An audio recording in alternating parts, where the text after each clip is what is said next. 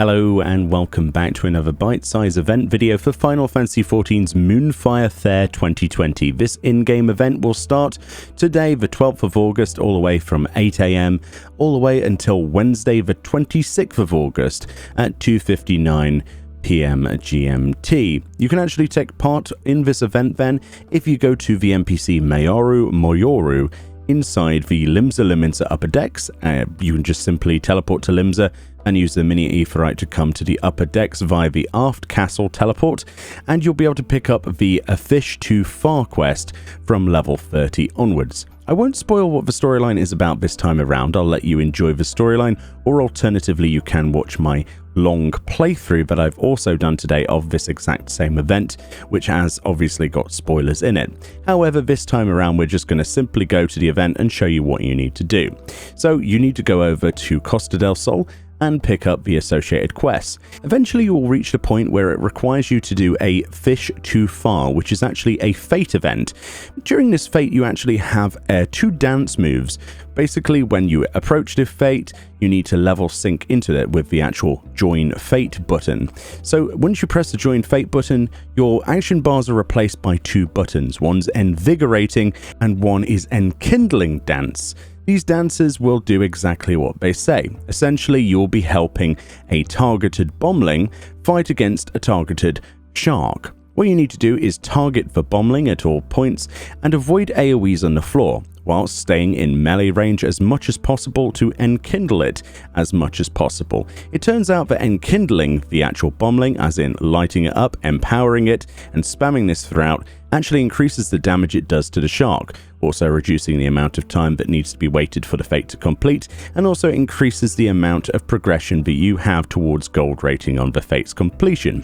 So basically you can only really do the enkindling animation in melee range of a boss. Avoid the AoEs when they pop up like usual.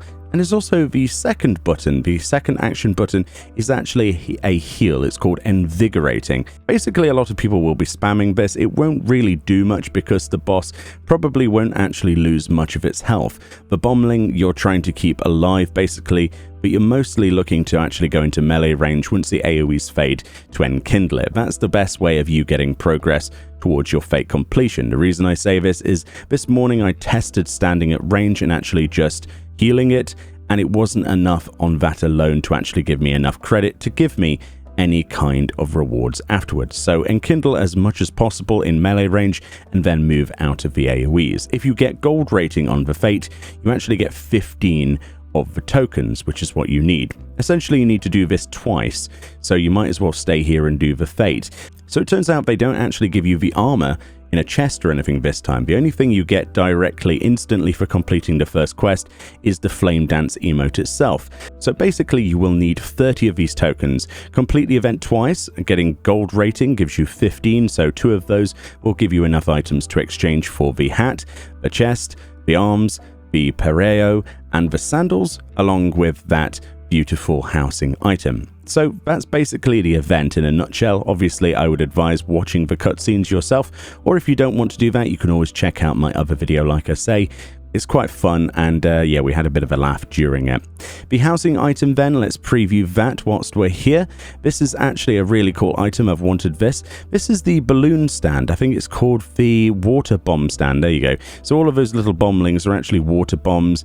There isn't any interaction with this. It does actually glow at night as well. It's a paper lantern, essentially. I've wanted these since the first Moonfire Faire when we saw the paper lantern bomblings, so it's really nice to have. I think this is an exceptional item, and I hope you agree. The dance then and the glamour look really, really cool together. Unfortunately, we don't get an orchestrion roll of the actual theme from the event.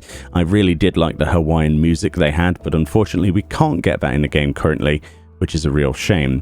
The pareo then is probably the highlight of this glamour set, which is the other name for a skirt. The only differences between male and female characters is the males have a bare chest and the females have this summer sort of bikini bra top.